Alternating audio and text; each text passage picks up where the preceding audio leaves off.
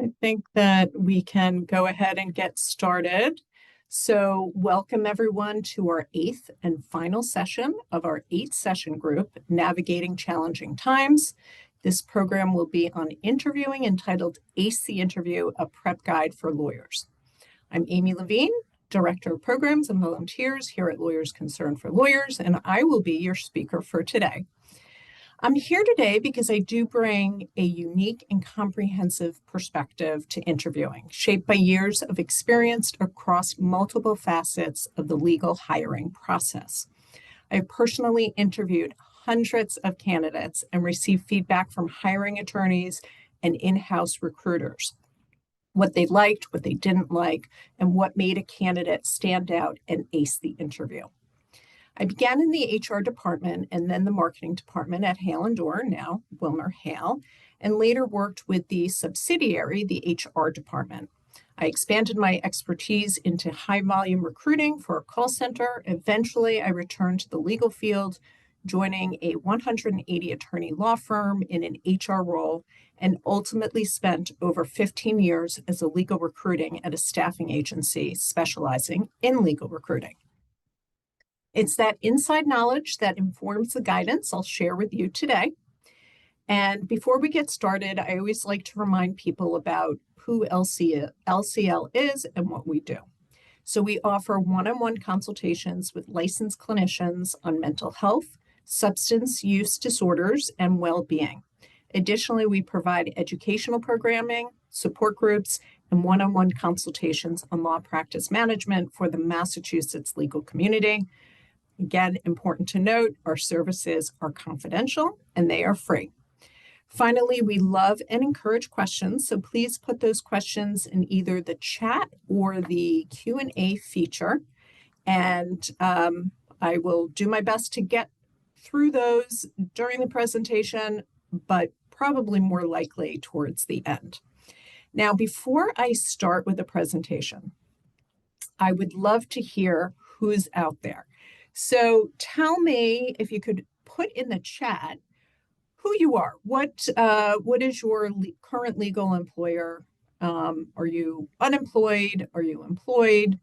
Tell me a little bit about who is out there so I can maybe guide the presentation a little bit better, depending. So if folks want to start putting that in the chat feature.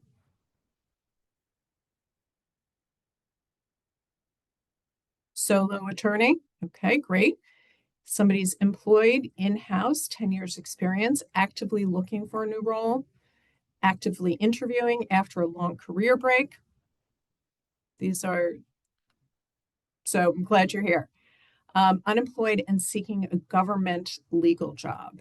Okay, so we do have a mix. So the solo attorney, just out of curiosity, are you looking to get into a larger organization? While we're waiting to hear from that person, somebody else beginning search after taking off the summer.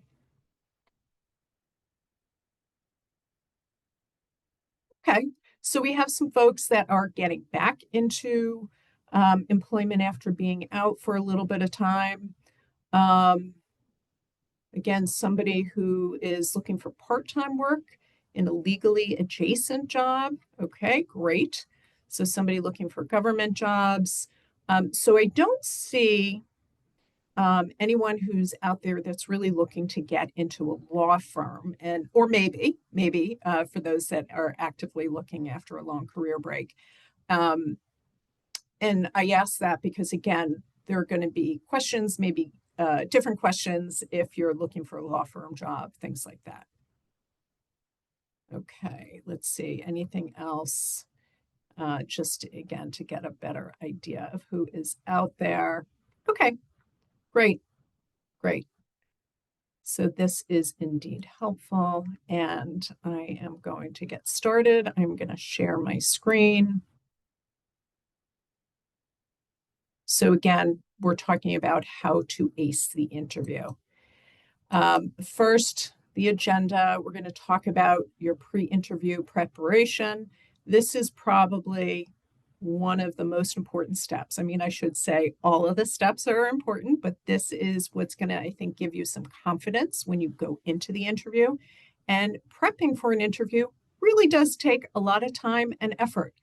Again, talking about acing the interview, questions to ask, closing the interview, and the thank you note. Sometimes people might think, oh, the thank you note isn't as important, but we will get there and talk about why it is. So the first piece is you want to start by researching the company, the law firm, the government agency, things like that. At this point, we're assuming that you have the interview scheduled, so you know who you're interviewing with, and most likely you are truly interested in that opportunity. So you really need to do your research. You really need to do your homework. This is again going into the interview feeling confident, feeling prepared. So you're going to research the company. You're also going to research and really try to figure out who's the person that you're interviewing with, because you're going to try to establish some commonalities. Also, look, what's in the news? Again, if you're interviewing at an in-house position, find out what's happening with that company. Again, you want to be prepared. It doesn't mean you're going to talk about everything you have learned or everything you've learned about the company or the person, but it's going to help you be prepared in case these things come up. I also recommend review your resume. Remind yourself of what you put on there, what you've done. And I would also spend some time thinking about everything you've done. Might not be on your resume when you submitted it, which is fine. But I always recommend spending that time thinking about it just in case you're asked a question and you want it to be on the tip of your tongue. So again, doesn't mean you're talking about everything in case it comes up.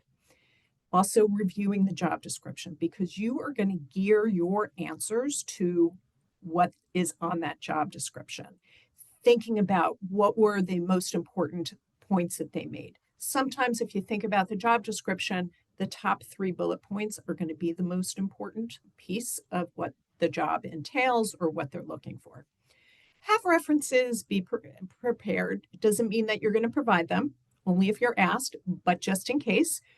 By the way, references, when you have those prepared, it means you've already talked to the reference, you've gotten their okay, you have their name, number, email address. And again, have a writing sample prepared. Again, we have a few different types of people out there. Some might require a writing sample, some might not, but have it prepared in case you're asked for it. And again, review that writing sample. Make sure there are no typos. Okay, so you have prepared, you've done your research. First thing I want to mention is smile. People, I think, underestimate the power of a smile. And I remember I was coaching somebody on going into their interview. They were nervous. They didn't smile. When I got them to smile, it lit up their face. What a big difference. And I'm going to get to this shortly, but in that interview, people are thinking, do I want to work with this person? Do I want to spend late nights with this person if that's what the job entails? So that's the first thing. I'm also going to mention you want your smile to be genuine. And this might sound really silly. I would practice smiling. If you're not somebody that normally does it, or if you're nervous, practice. So if it's not genuine, it might appear a little odd. So again, practice it. As I talked about, be genuine, be authentic, be curious, be engaged. That's what we're going to be talking about. Those are the interviews that end up being the best ones. There's exchange, there's give and take. You're always going to be positive. Clearly, there's no need. I'm sure everybody has heard this before. There is no need to disparage your company, your boss.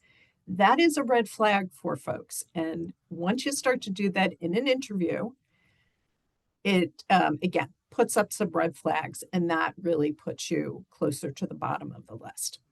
Also, you want it to be conversational. I know all of these things are easier said than done, but Practice makes perfect. So try to find somebody that you can practice with. Again, conversational. You're answering their questions, but maybe you're responding in a more personal way as well. And you're going to maybe follow up with questions. You want to also create a commonality with somebody.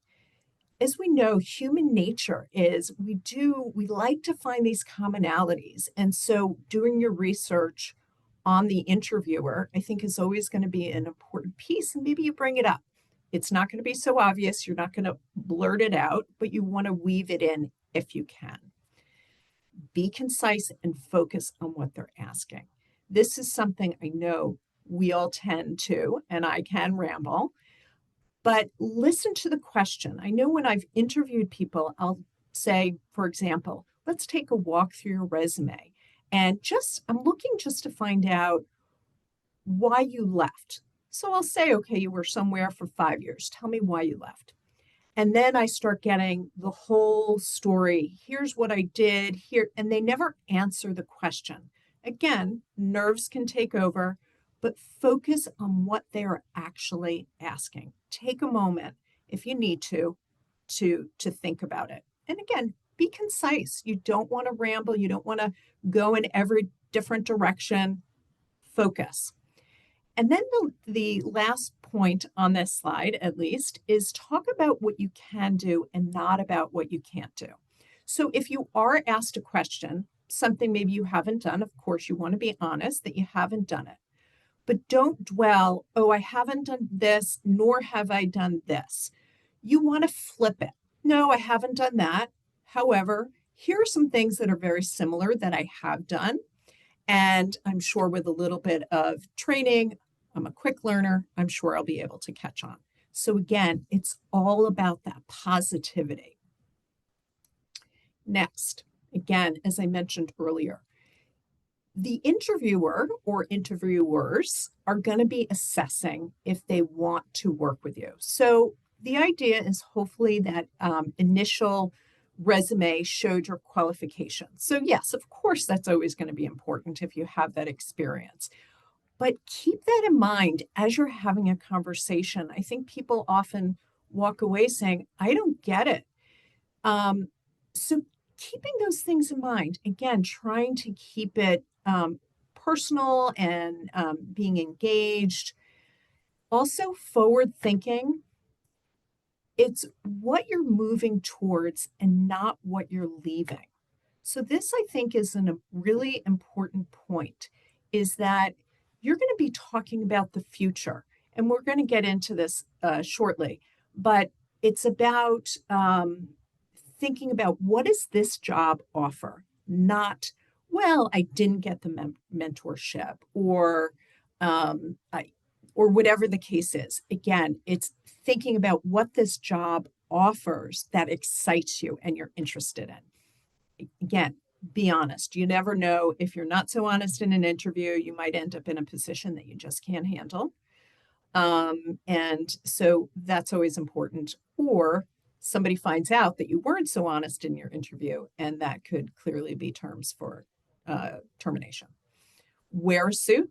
I know that sometimes I think the culture of a variety of employers, it's business casual.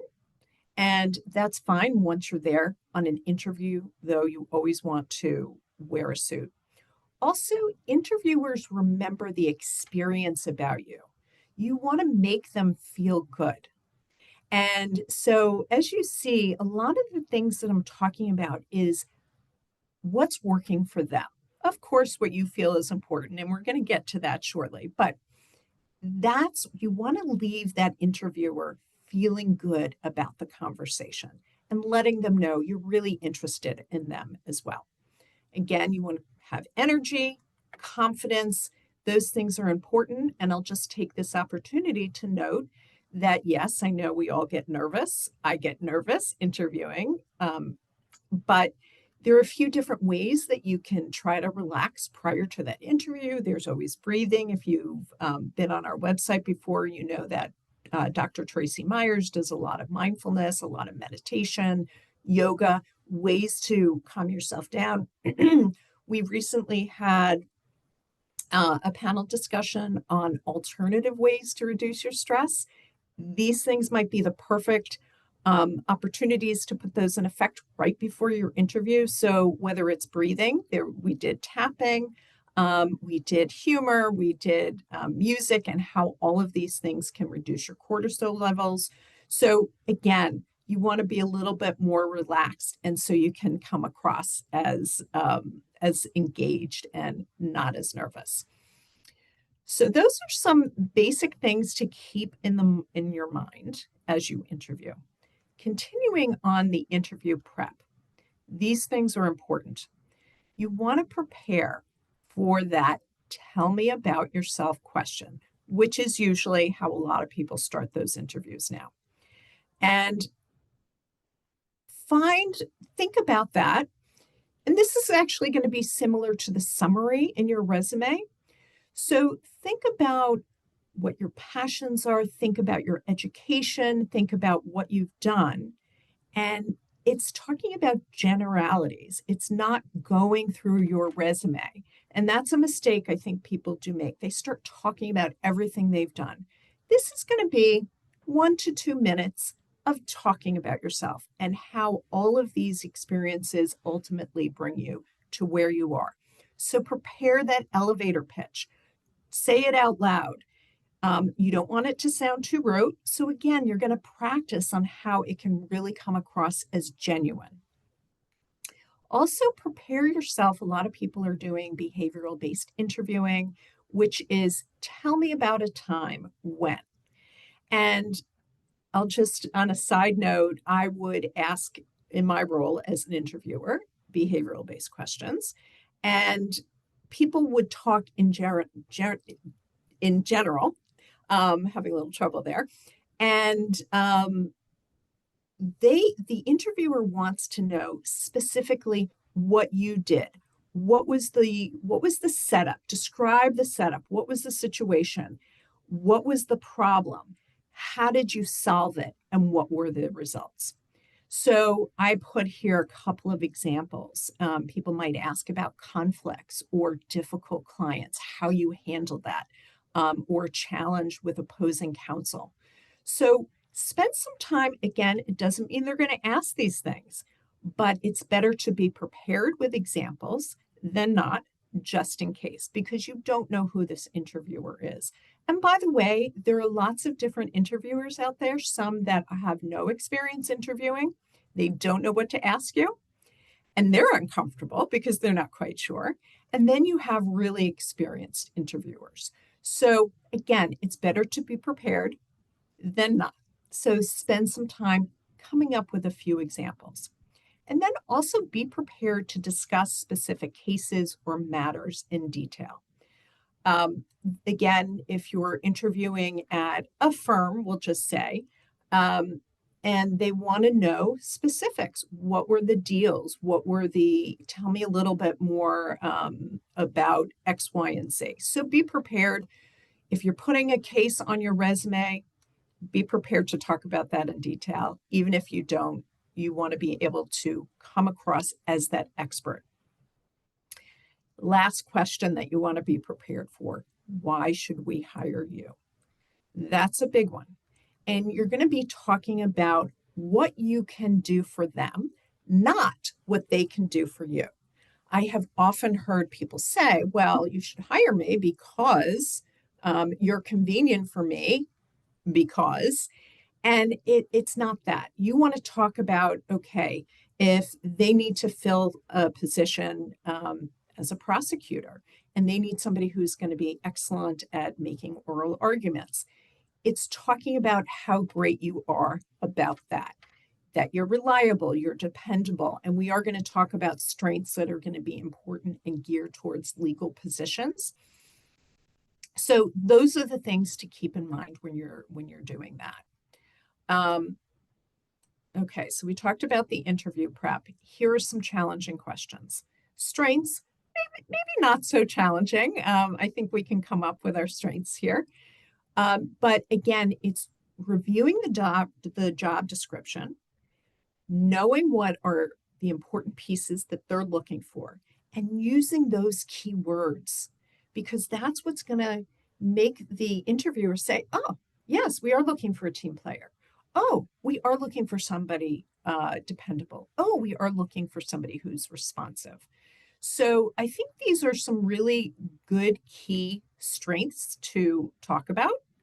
But again, you want it to be genuine. You want it to be true, because if you say that you're responsive and you are not, then that could get you into hot water if you do get the job. One of the biggest challenges, I recognize this, is the weakness question. What are your weaknesses? What are some areas that you need to improve upon? My go-to is calling out the elephant in the room. And if you're working, you've worked at a small firm, you're solo, and you're applying for a mid-sized firm, talk about how, okay, you've worked for yourself and now you're going to be working for others. And that's going to be something that's going to be a bit of a challenge. But again, you have confidence that you'll be able to figure it out and learn the processes. So again, you're acknowledging what some issues are, but then you're flipping it into a positive.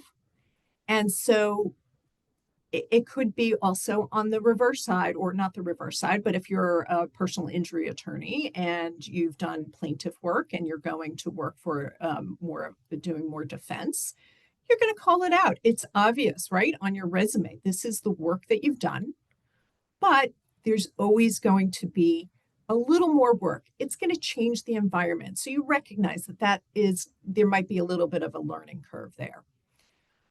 We do have some examples of weaknesses, and I think folks can probably read it, but I do want to read it out loud.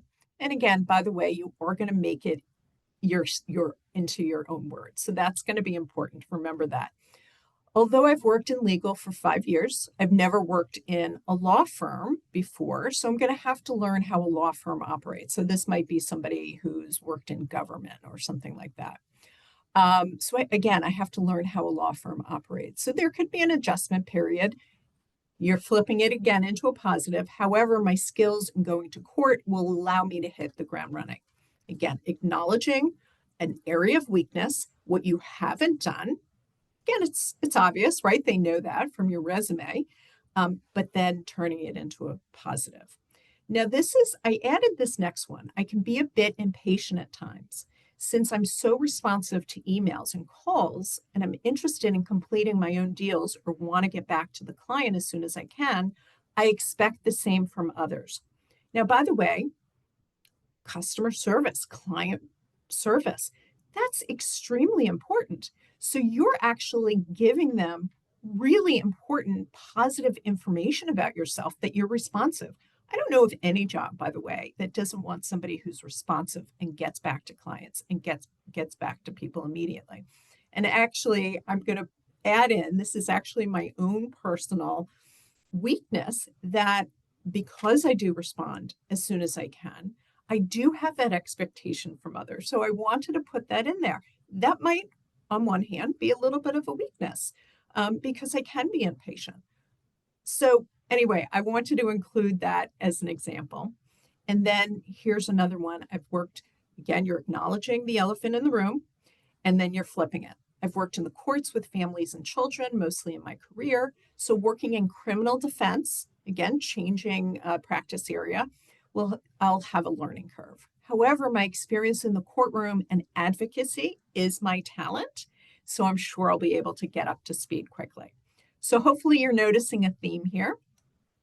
Again, avoid cliches, perfectionism, delegating. I've been doing some research to make sure I can provide the most accurate information to everybody. So I did a little extra research. What else is out there? What are some good questions? What are some areas to improve? Just to make sure I'm hitting all the points. And even in this research, people are still talking about perfectionism and delegating. As an interviewer, when I hear those things, you're not telling me anything. And as you can see, one of the bullet points, again, a weakness is you never want to say, I have no weaknesses. everybody has, we're humans, we're not perfect. Everybody has a weakness or an area they can improve upon. So to me, saying one of these cliches, perfectionism, is just like saying, I have no weaknesses. By the way, again, these are just examples. If the job description calls for somebody who's organized, don't make that your weakness. You don't, that if that's such an important part of the job, um, don't put that one out there. So there are things, again, you're going back to the job description, what's important there. And if they're the top 3 bullet points is again, being responsive, being organized, things like that. Those are the ones you don't want to mention. Like my biggest choice for these things, again, as I have already said several times, it's calling out that elephant in the room and showing how, yes, that there is going to be a learning curve. There is going to be something that I need to do there. That's my weakness for this particular job. Why do you want to leave your job? Another big question. It's what you are moving towards and not what you are leaving. I'm going to say that again. It's what you are moving towards. And I mentioned that before. So you're going to be talking about new challenges. Maybe you've worked someplace for 5, 10 years. Yes, anyone can understand that maybe you need a new environment. You need something different. You need a new challenge. So that's what you want to talk about, why this job offers you a new challenge. Maybe it's a different platform. Again, going back to that solo practitioner. You've worked as a solo practitioner. You're really looking for different clients, maybe working with colleagues. It's gotten a little lonely. So you're interested in something different. Again, moving towards something. Platform could be, again, a bigger firm, smaller firm, but also platform, meaning maybe it's a different type of deal. Maybe you have been doing real estate and you're really looking, and the real estate deals have been for more local businesses and you're looking for more global businesses. There's a challenge there. So those are the important pieces. Now, if you are leaving your job because you were laid off, then that's okay too, but you want to state it. And this leads into my next bullet point with the gaps on your resume. And we know there are some people that are out there that haven't worked in a while, or maybe you had the summer off.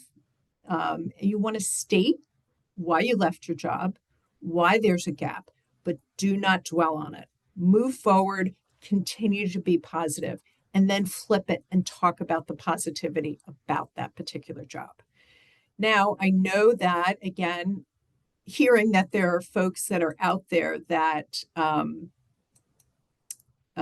just going to look at some of the comments there, that maybe you've left because you were asked to leave. I think it's still okay to say you were let go because it's just a nicer way of phrasing it. For somebody who hasn't been working, or again, you didn't work during the summer, people don't want to necessarily hear that you haven't been doing anything. So you want to talk about that you've been volunteering. Maybe you've had to take care of a loved one. So those are okay things to talk about. People get it. Family matters. Sometimes maybe you left a job because you wanted to be a stay-at-home mom or dad. And so that's okay. That's fine. But also try to show maybe what you've been doing that has kept you busy, keeping up with the law. So maybe you've been on boards. Maybe, again, you've been volunteering. These are the important things that you're also going to be able to mention. Okay, so a couple of comments from earlier on. What if you need to develop a writing sample?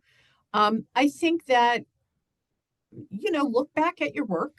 You might not have all of it, but it depends on the writing sample. And again, it depends on what the position is. So, I think that can be a little bit more of a challenging question, but then I think if you don't have anything available, you can ask them, well, what are you looking for exactly? And will participants receive the slide? Absolutely. I know I have a lot of information on there. Another question is there a certain length of gap that usually needs explanation? Yeah, I think there is. Sometimes it's a matter of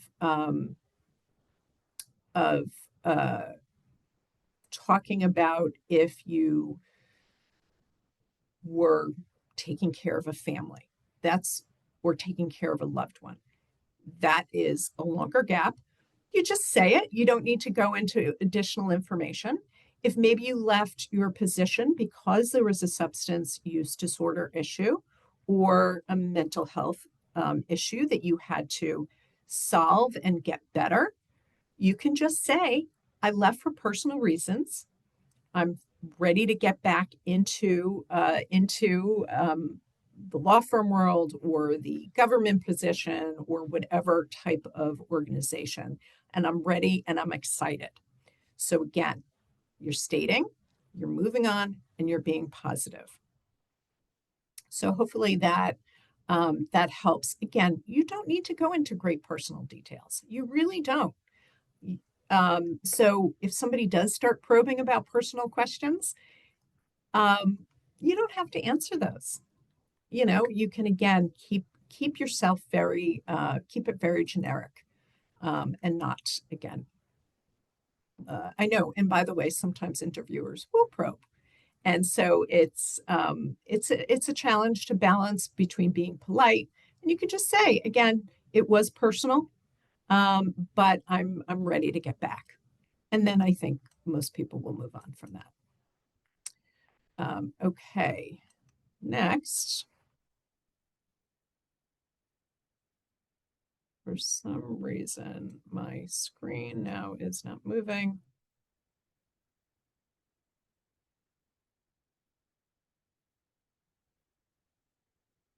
Okay, bear with me, folks.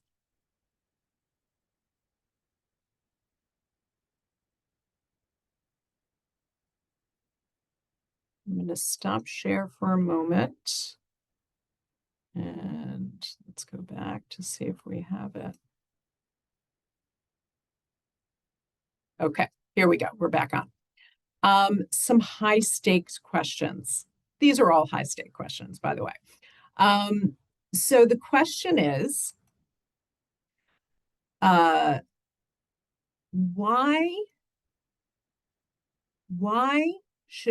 do you want to work here? So again, you've done your research, you know what this firm is about, and you are going to provide some complementary information. What does make it interesting to you? So again, using the opportunity to convey your passion and your purpose. Mention recent news, projects, initiatives. So again, it's what you're moving towards, and you're weaving in that you've done your homework. Point out what makes them stand out or what makes them different. So these are going to be things, I always go back to human nature, is we all want to be wanted. They want to hear that they're special. You want to make them feel special. What is it about them that excites you? Again, we're going back to the passion, their purpose. I have a couple of examples. Again, by the way, you're putting this into your own words. I'm very interested in working here because of your firm's strong reputation in public service, public interest law, and your commitment to supporting underserved communities. I was especially impressed by your recent work on insert the case that you found or what they did, which aligns with my own passion for using the law to advance equity and justice. Again, you're pointing out them specifically. They're not generic. Who wants to be generic? I certainly don't. And another example, what drew me to your office is your longstanding leadership in criminal justice reform, your commitment to integrity and public service. As someone who went to law school to serve the public, I'm eager to work for an organization where I can be both challenged and inspired. So you're making it into your own words. You're practicing those answers. You don't want to come across rote, but you're going to have that excitement and that passion that you're going to convey as you state these things. So again, it's research, it's spending the time, and it's preparing. But that's a big one. That is a big one. They want to feel special. Next. So the big question, as we all know, is salary. And if they ask you, well, what kind of salary are you looking for? Your goal, you don't want to be the one who puts the first number out if you can avoid it. Sometimes you can, but if you can, try your best. And we're going to talk about ways to avoid that answer shortly. And then also, it's more about doing your homework. Research the market rates beforehand, because again, if you are put on that spot and you need to be prepared, you're going to have a number. And you also, though, want to consider the entire package, the benefits, the time off, the flexibility. So, by the way, sometimes the salary might be a little bit lower than what you really hope for, but this is so important to note. The benefits are so important. If you're getting a match on a 401k or you're getting 10% without even having to contribute, that is money in your pocket. So the salary might be a little bit lower, but you're also getting this additional money. Other benefits, health insurance. Can't stress this enough. Sometimes we'll take a $100,000 salary, but for the health insurance, you might be putting out for a family plan $800 a month, where maybe there's a different salary with amazing benefits. It's a little bit lower, but out-of-pocket costs, maybe $100 a month. So this is real money. So you can't just look at what the actual salary is. Again, things to keep in mind. Also, if your lifestyle, if you want some good work-life balance, consider the paid time off. Sometimes if you're looking at a nonprofit organization, the time off might be a little bit higher because maybe they can't provide the salary that a lot of people want. But the time off is going to be important. Maybe you're sacrificing a higher salary for an extra week of vacation, but these are the things you need to think about what's important to you. Yes, we all need to pay our bills, and so that's going to be an important part. But when you're thinking about paying your bills, if you have to pay X amount for their health insurance package, I can't state this enough, that's real money. And also the flexibility. Some places are still offering remote, part-time remote, things like that. What does that look like? Again, is there a trade-off there? I work remotely, and I know I'm saving money on gas. I'm saving money on wear and tear on my car. And I just have the free time of, rather than spending 2 hours in the car on each side, I have more of that free time. So again, the flexibility I think is always going to be important. And then also in the back of your mind, this is all preparation. Be prepared to justify your number with specific value that you bring. One of the most important things, and this is what I always coach people on, is you stay flexible and you're negotiable. That's important. And so the goal is to have the conversation on the finance, on the money piece, after they want you, not before they know your value. So, examples of what to say. Sometimes this is not, it's easier said than done, once again. I'm more focused, again, these are examples, you're going to put it in your own words. I'm more focused on finding the right fit and understanding the full scope of the role first. And that is true, by the way, because you might find out you're going to be doing 10 things more than you had planned. So maybe your number is going to go up because you're going to be expected to do more, or the hours are going to be longer. So a more focused fit, again, if you're going to work with great colleagues versus very difficult colleagues, where does that money fall? Where is it worth it for you? So understanding the full scope of the role, could we revisit the compensation once we've both determined if this is a mutual match? Now, this is important. They ask you your number. You can say, well, what is the range that you're offering? So effective October 29th of this year, if there is an employer that has 25 or more employees, they must provide a range. So that is a law. It's regarding transparency. And along those lines, by the way, one of the questions that employers can no longer ask is your salary history. So that's important to know. They can ask once they've extended an offer, but not before. So again, that might be a good response. What are your salary requirements? Well, what is the range that you're offering? Now, most places are posting that, so you'll have a good idea of what the range is. Again, another response could be a compensation package, so it's hard to give an exact number, but I am negotiable. Again, that is true, right? You're looking at the entire package. When you need to give a number, research it thoroughly. There are salary guides that you can understand what the going rate is, whether it's in-house, law firm, those types of positions. So Robert Half has a salary. LHH Recruitment has a great salary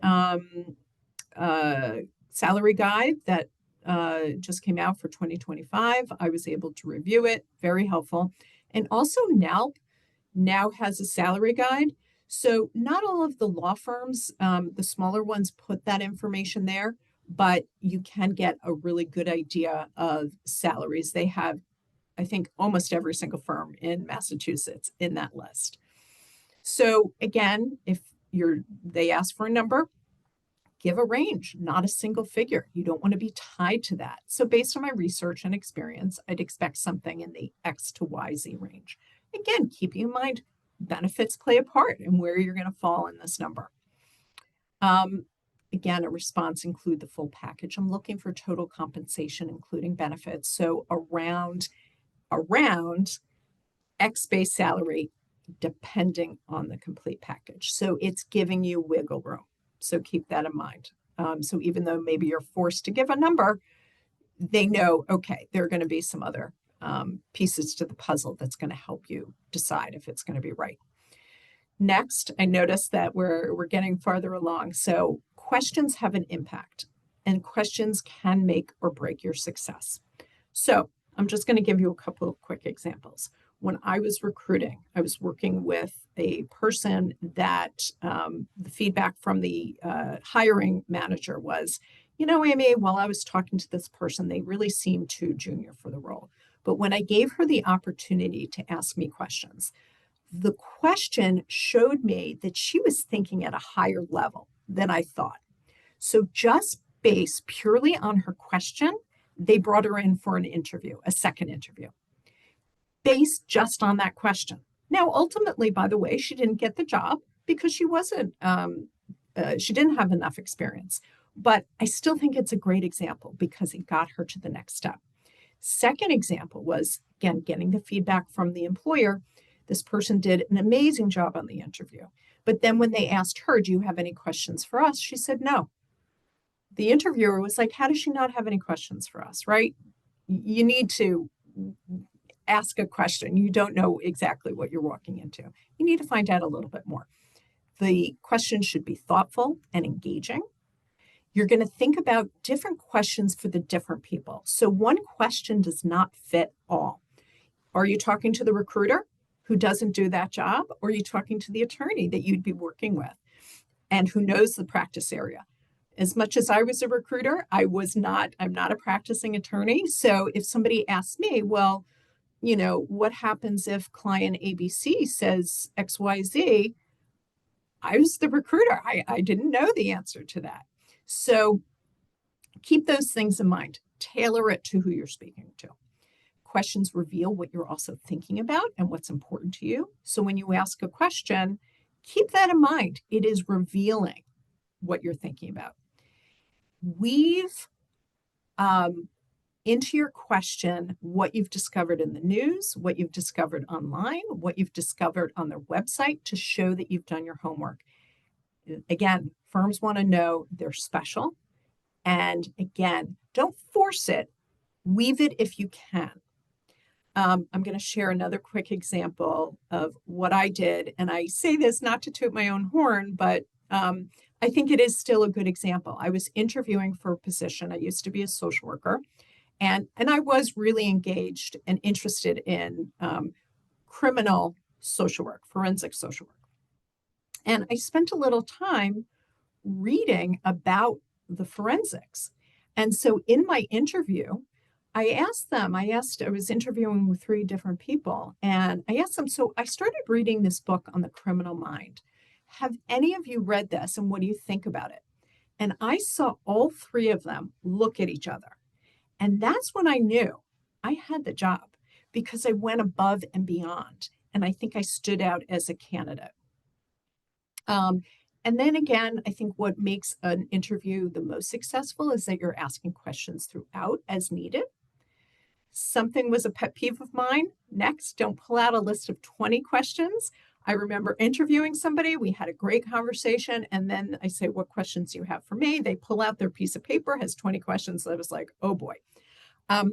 Ultimately, you're asking at most 3 questions. You've been interviewing, you've been asking them questions throughout, but of course you still want to have questions prepared.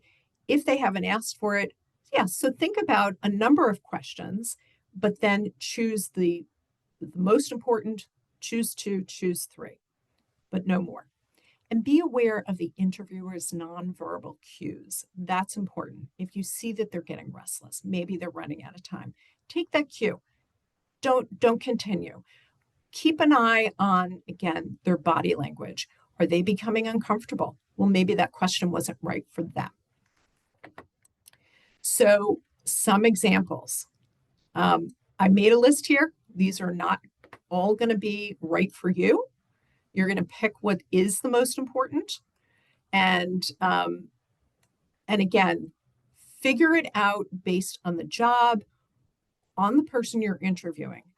But again, as I talked about, weave in to your question that you've done your homework. I saw in an article or website that you did a XYZ. What was the result? And what struck me was, so you're having a conversation about it. Tell me a little bit more about what happened there. Something else, if you're interviewing with the person who's going to be your boss, what's your management or leadership style? How do you provide feedback? I think that's an important question, because you want to know, somebody's not going to not give you any feedback to let you know how you're doing. Feedback, I think, is crucial for one's mental health and to do a good job. Why is the position open? If it's a new role, what made you realize that you needed a new position? Can you tell me more about the team and their working style? What did you like? So if it is a replacement position, this is one of my favorites. What did you like that the previous employee did? So you try to match what they did. But now that you have an opportunity to bring somebody new in, what would you like to see done differently? What are some common traits you've seen in other attorneys who've been successful here? And what separates, it's essentially one question, not 2 different questions, but what separates those who do well versus those who shine? And again, you're going to try to match your answers or respond to how you meet what they just shared. What do you need the most help with from this attorney? What's the immediate priority for this position? And it's different, right? We need to really create policies. We talk about an in-house position. We really need to structure things or create policies where another answer might be, we have so many clients, we need help, somebody to jump right in and service those clients. So again, there are going to be different reasons or where they need the most help. Again, what are the most immediate priorities for this position? If it's a remote position, what strategies do you use to ensure team members continue to feel engaged or connected? I personally think that's an important one. And what is the path to partnership, again, if it's a law firm? Questions not recommended. I'm noticing the time, so I'm trying to speed this up. Salary and benefits, never on your first interview. Do you offer remote working? Not on your first interview. How do I compare what you think about me as a candidate? When people ask me that, it really put me on the spot. And if maybe you're not doing so well, no, that's very uncomfortable for the interviewer. Any information you can find on their website. Question, how many attorneys work here at this firm? Well, you can find that out. So that shows that you did not do your homework. And then highly specific questions. Closing the interview, really important. Firm handshake. Let them know you're interested. Again, human nature is we all want to be interested. We all want to be wanted. Let them know it. A quick example, there was somebody who went into an interview, listened to their mom, and said, oh, play hard to get. That'll keep them more interested. He was asked, well, what do you think of this position? He said, yeah, I like it, but I do have some other interviews. I'm sure everybody knows he didn't get that job. After you leave, write down what you talked about, what were the most important pieces to them so you can prepare your thank you note. And then you are going to follow up with a thank you email. Zoom interview, people probably know this by now. You do want to log on 5 to 8 minutes early. Make sure everything is ready to go technology-wise. You want to make sure you have a neutral and professional background. If you need to blur it, that's fine. Wear a suit, or I should say just the jacket, and what they can see. Make sure your lighting is in front of you. Have backup plans in case there are some technical glitches. It could be on their end as well. And then minimize distractions. Quiet place, make sure your kids are out of the room, and no animals. I interviewed this one woman who had her cat walking all over her. Love cats, love animals, but that wasn't not the time. Okay, again, I'm trying to speed this up, so I apologize. The thank you email. This is just important as important. It can make or break. Another quick example. I had a candidate that really did not want my help in writing a thank you note, which is what I typically did as a legal recruiter. He said, no, that's fine. I got it. And we got the feedback from the client that our candidate was not chosen. It was somebody else from a different staffing firm. And we said, so what happened there? And they said, look, everything was equal. Your candidate was great qualifications. We really liked him. Same with this other candidate. We needed something to figure out what was the tipping point. They actually used the thank you email. And that had a huge impact because our candidate, who didn't want my help, wrote a very generic 2-3 lines, sent it off. The other candidate wrote a very personalized, engaging thank you note. And that's why that person got the job. Email within 24 hours. Yes, even on the weekends. It doesn't matter. Maybe they're not checking, the employer's not checking their email, but maybe they are, or it's ready there to go when they get into the office on that Monday. Have it there. Immediately do it. You can, if you interviewed with a few different people at once, you can do a group email and you're going to talk about what they talked about. Of course, if you can do an individual one to each person and thinking about what they each talked about, that's huge. That's important. That's better. But it is still okay. If you do have separate meetings with interviewers, you're going to want to write one for each interviewer. Again, in this thank you note, you're going to talk about what you can do for them, not what they can do for you. It is going to be 3 paragraphs. It is not an essay, so don't worry. The first paragraph is really the thank you for taking the time out of your busy schedule to meet with me. I really enjoyed our conversation. Boom, that's what you need. Middle paragraph is where your substance is going to be. And that's going to be 2 or 3 lines, maybe 4. But that's why you wrote down what you talked about. So you remember it and you can include that in your thank you note. You're really going to personalize it. You're going to talk about what they talked about, what was important, and how you meet that need. The thank you note is also an opportunity to clarify something. So if after the interview you say, oh, I didn't explain that well, use this as an opportunity to do that. So it leaves them with remembering and with what your experience was. Again, maybe you didn't give enough detail. Opportunity to add something you may have forgotten. They asked you, have you ever done XYZ deal? And at the time, because maybe you were a little nervous, you forgot. Once you were out of the interview, you remembered. Include that. You had asked me about an XYZ deal. I wanted to mention that I did do a deal that was $1 billion, etc. Last paragraph is, thank you again for taking the time. I'm excited about this opportunity and would welcome the chance to continue in the interviewing process. Important. They want to be wanted. Let them know you're interested. So that is it. We still have some time for questions. So I'd love to try to answer anything with a short period of time. So tips for getting personal email addresses for interviews when they're not publicly available. Ask for their email. I think it's okay. They know they're going to be getting a thank you note. So at the end of the interview, you can say, really enjoyed it. This was a great opportunity, great experience. Again, your own words. I want to be able to get a thank you email out to you. And however, I know because you're a public interest firm, you might not have all of your information online. So, or in the beginning, ask for business cards. Again, maybe people don't have that nowadays, but I think it's totally okay to ask for that. If you're really having trouble, you don't get that information, just continue to try to research. Maybe you do have, here's an interesting point, because I've tried to do that too. If perhaps on the website they have somebody who does event coordination or who's the media expert and they have their name, and you see the formatting of the email addresses and you have the first and last name of the person you met with, put it in that format. There you go. You've done your investigation. You can figure it out. So that's a great question. But that is a tip. If you're really, either you forgot to ask them, you can be a sleuth, find that out. Finding one person's email setup will open the door to anyone's email, typically.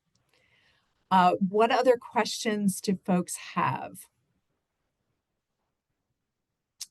Let me see. I'm going to stop share. See if we have one question in the Q&A. Yes, again, will slides be available? I know that I sped up towards the end, but yes, you will get the slides sent to you so you can see all those examples of questions and good ways to answer those tough questions. Anything else? Let's see. Okay, great. It doesn't look like we have any other questions. So I just want to say thank you all. Good luck with your job search. And I will let you know that at LCL, I do some career coaching, and it really is more focused on resume writing as well as networking and how to network into a job. But I am more than happy if you have very specific questions about your situation. Again, if you've been out of the workforce for a long time and you want to talk specifically about your situation and how you can get back in the door, I'm more than happy to do that. You can schedule an appointment with me if you go to our website. And we have reached that 1 o'clock mark. It doesn't look like we do have any other questions. So once again, have good luck in your job search. And if you do want to reach out to me, I'm here, more than happy to help you with that. All right. Have a great weekend, everybody. Bye.